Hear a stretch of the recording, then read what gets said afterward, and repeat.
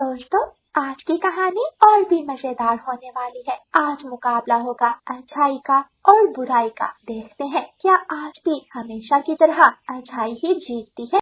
टक टक की आवाज सुनकर रानो चिड़िया अपने घर से बाहर निकलती है तो देखती है कि एक कौवा और कौवी उसके घर के साथ ही अपना घर बना रहे हैं।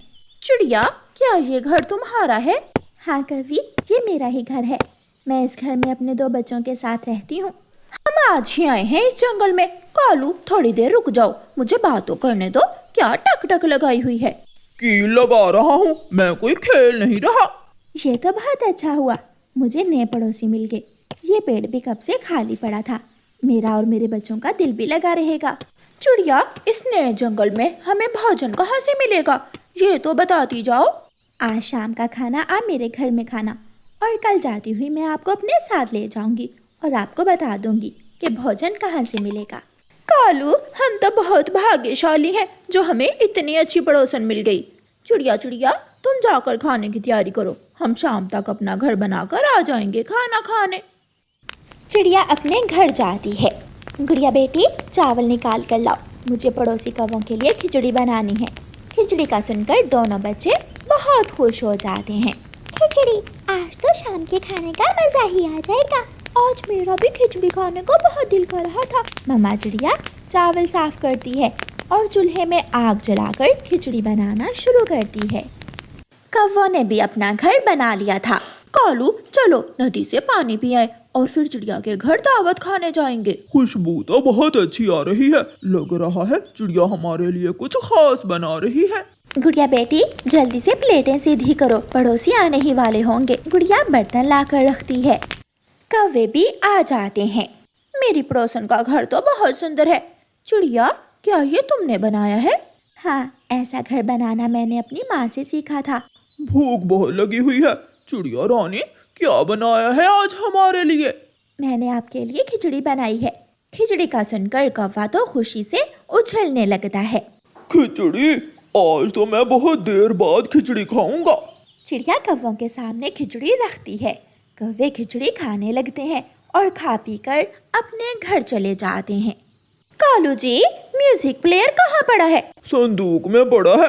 गौरी कौवी म्यूजिक प्लेयर निकालती है। गौरी म्यूजिक लगाती है और दोनों कौवे नाचने लगते हैं। मम्मा, मुझे नींद नहीं आ रही, ये शोर कैसा है? गुड़िया बेटी, शायद जंगल में किसी की शादी होगी। लेकिन मम्मा, ये आवाज तो ज्यादा दूर से नहीं आ रही। ऐसा लग रहा है जैसे ये आवाज अंकल कौवे के घर से आ रही हो। मैं जाकर देखती हूँ। चिड़िया अपने घर से बाहर निकलती है। कुकू ठीक ही कह रहा था, ये तो कौवों के घर से म्यूजिक की आवाज आ रही है। रानो चिड़िया कौवों के दरवाजे पर दस्तक देती है, लेकिन अंदर से कोई भी बाहर नहीं निकलता, क्योंकि कौवे तो ऊंची आवाज में म्यूजिक लगाकर नाच रहे थे। चिड़िया बार बार दरवाजे पर दस्तक देती है और थक हार कर अपने घर चली जाती है। मम्मा, क्या हुआ? क्या अंकल कौवे ने म्यूजिक बंद नहीं किया? बेटा, वो कौवे तो दरवाजा ही नहीं खोल रहे। मैंने कई बार दस्तक दी दरवाजे पर। मम्मा, उन्होंने जरूर अपने कानों पर हेडफोन लगा कर रखे होंगे, इसलिए उन्हें सुनाई नहीं दे रहा। मैं तो समझी थी कि पड़ोसी अच्छे मिल गए, लेकिन ये तो मुझे बहुत अजीब से कौवे लग रहे हैं जो इतनी रात को सोने की बजाय म्यूजिक सुन रहे हैं। चिड़िया बेचारी सारी रात जाग कर गुजारती है। बच्चे भी करवट बदल बदल कर रात गुजारते हैं। सुबह हो जाती है, कौवों का म्यूजिक बंद हो जाता है और कौवे सो जाते हैं। चिड़िया का तो भोजन की खोज में जाने का वक्त हो गया था, इसलिए चिड़िया अपने बच्चों को सोता हुआ छोड़कर भोजन की खोज में निकल जाती है। चिड़िया दाना सामने रखे बैठे बैठे सो रही थी। चिड़िया, रानो चिड़िया उठो, क्या हुआ? आज रात सोई नहीं हो तुम? कबूतर भैया, मेरे नए पड़ोसी आए हैं कौवे, वो तो सारी रात म्यूजिक सुनते रहे और मुझे भी सोने नहीं दिया उन्होंने। चिड़िया सारे दिन की थकी हारी वापस जाती है और कौवों के पास जाती है। कौवे भैया और गौरी बहन, कल रात मैंने दरवाजे पर बहुत दस्तक दी, लेकिन आपने दरवाजा ही नहीं खोला। क्या तुम्हारा भी म्यूजिक सुनने को दिल कर रहा था? नहीं नहीं, मेरे बच्चों को म्यूजिक के शोर से नींद नहीं आ रही थी। और हमें जब तक म्यूजिक न सुन ले नींद ही नहीं आती। आप आज रात आवाज थोड़ी धीरे रखना, मेरे बच्चे म्यूजिक नहीं सुनते, उन्हें सोना होता है। चिड़िया तुम जाओ और चिंता न करो, आज रात हम म्यूजिक की आवाज आहिस्ता रखेंगे। चिड़िया चली जाती है, लेकिन रात होते ही कौवे फिर से म्यूजिक सुनने लगते हैं। आवाज फिर से ऊंची थी।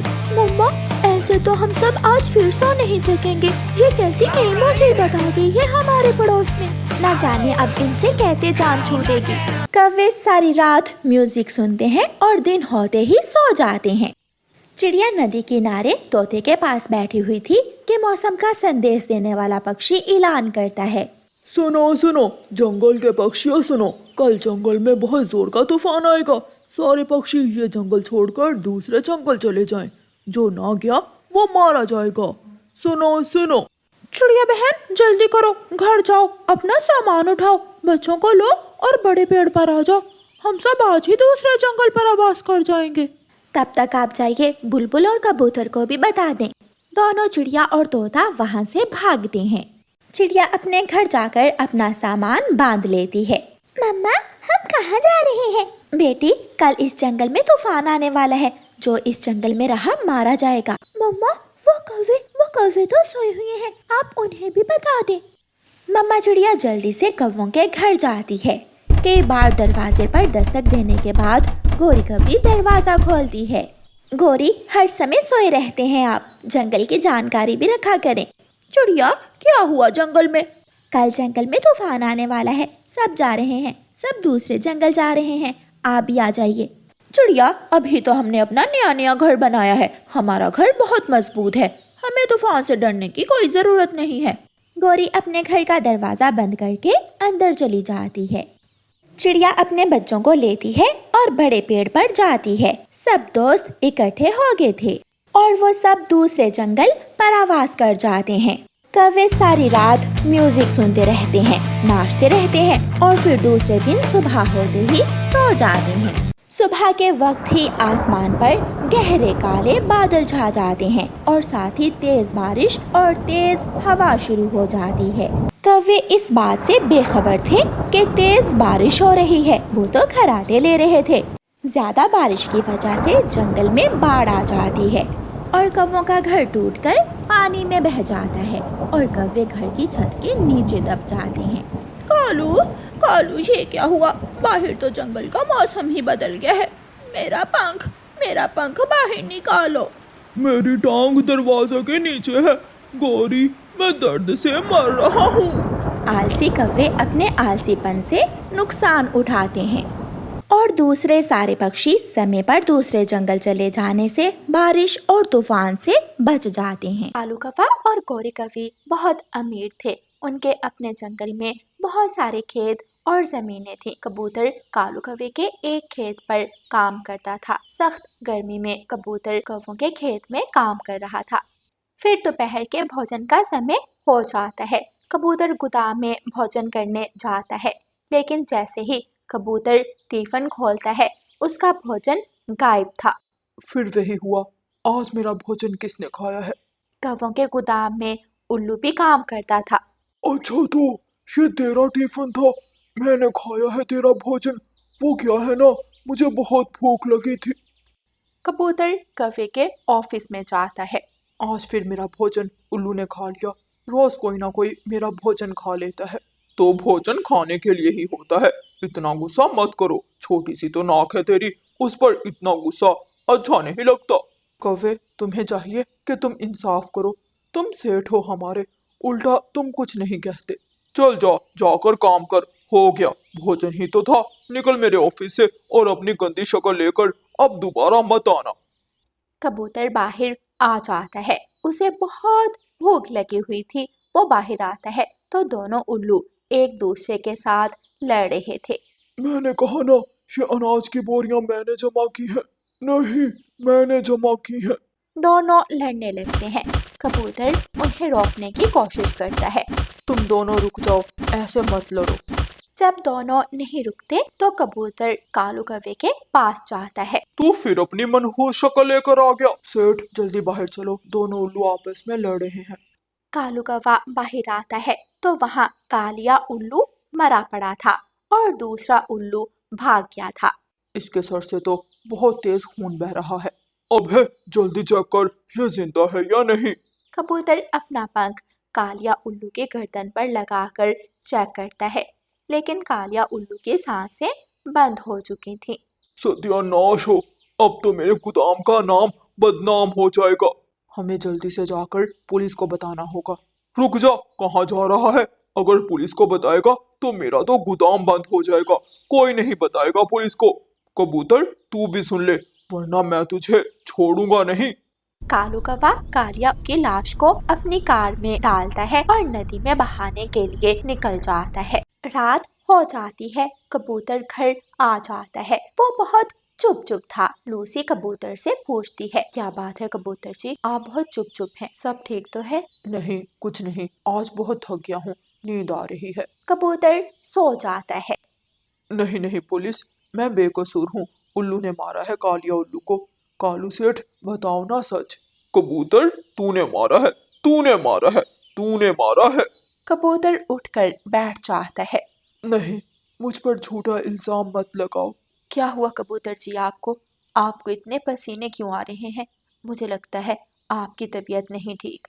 फिर लूसी कबूतरी कबूतर को पंख लगाकर देखती है। आपको तो बहुत तेज बुखार है, मैं रसोई से दवा लाती हूँ। लूसी बुखार की दवा रसोई से लाती है। वो बुखार की दवा कबूतर को पिलाती है और कबूतर फिर से सो जाता है।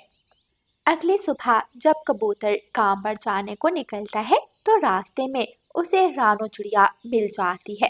अरे कबूतर भैया, आपको क्या हुआ? इतने निढाल क्यों लग रहे हैं? कुछ नहीं रानो बहन, बस थोड़ा सा बुखार है। क्यों ना मैं रानो बहन को सच बता दूं, ये जरूर मेरी कुछ मदद करेंगी। अभी कबूतर कुछ बोलता उससे पहले ही पेड़ के पास कालू सेठ की कार रुकती है। कबूतर यहाँ बैठे हो तुम, काम पर नहीं आना कि आज? मैं गोदाम की तरफ ही जा रहा हूँ, आओ तुम्हें भी साथ ले चलूं। अच्छा कबूतर भैया, मैं भी चलती हूँ। फिर कबूतर कालू कौवे के साथ उसकी कार में बैठकर गोदाम आ जाता है। कबूतर, जो होना था वो हो गया, तू अपनी चोंच बंद रखना, वरना ऐसा ना हो कि तू भी जान से जाता रहे। उस उल्लू ने कालिया उल्लू को मारा। हम जाकर पुलिस को बता देते हैं, इससे गोदाम का कोई नुकसान नहीं होगा। प्लीज तुम दोनों बात को समझो, सच कभी नहीं छुपता। देख कबूतर, गुस्सा मत दिला और जाकर काम कर अपना। नहीं, मैं जाकर पुलिस को बताऊंगा, सच कभी नहीं छुपता। गौरी के पास गुलदान पड़ा था, वो गुलदान उठा लेती है। मुझे गुस्सा मत दिला, अगर अब पुलिस की बात की तो ये गुलदान ही तेरे सर में मार दूंगी। तुम मुझे डरा नहीं सकती, मैं जाकर सब सच बताऊंगा। गौरी जोर से गुलदान कबूतर के सर में मार देती है और कबूतर वहीं गिर जाता है। दरवाजे के बाहर खड़ा तोता ये सब सुन लेता है। वो जल्दी से वहां से भागता है। ये तुमने क्या कर दिया गौरी? गंदी आंखों वाला नाटक कर रहा है, चल अब उठ, मट्टी का गुलदान कितनी ही जोर से लगा होगा तुझे। लेकिन कबूतर नहीं उठता, उसके सर से खून बह रहा था और वो बेहोश पड़ा था। लेकिन गौरी को लगता है कि कबूतर भी मर गया। पुलिस जल्दी मेरे साथ चलो, कौवों ने कबूतर की जान ले ली और उसके गोदाम में भी किसी कालिया उल्लू का कत्ल हुआ है। पुलिस की गाड़ी कौवों के गोदाम के बाहर आ जाती है। पुलिस ऑफिस में पहुंच जाती है और जाते ही कालू और गौरी को हथकड़ी लगा देती है। कबूतर यार उठ, तू ऐसे हमें छोड़कर नहीं जा सकता। तोता मेज से पानी की बोतल उठाता है और कबूतर के मुंह पर पानी के छींटे मारता है। कबूतर को होश आ जाता है। पुलिस, मैंने नहीं मारा उल्लू कालिया को। उल्लू कालिया को तो उस उल्लू ने मारा था।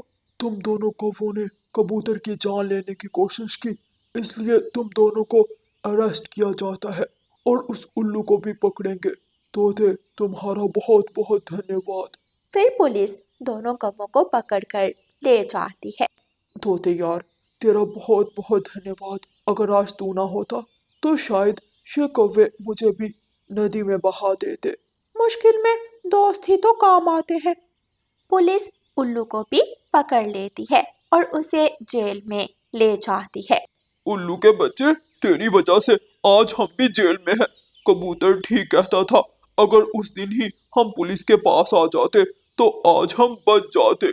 लेकिन अब पछताने का कोई फायदा नहीं था। प्यारे दोस्तों, इस कहानी को लाइक, अपने दोस्तों के साथ शेयर और चैनल को सब्सक्राइब करना बिल्कुल मत भूलना। आपका धन्यवाद।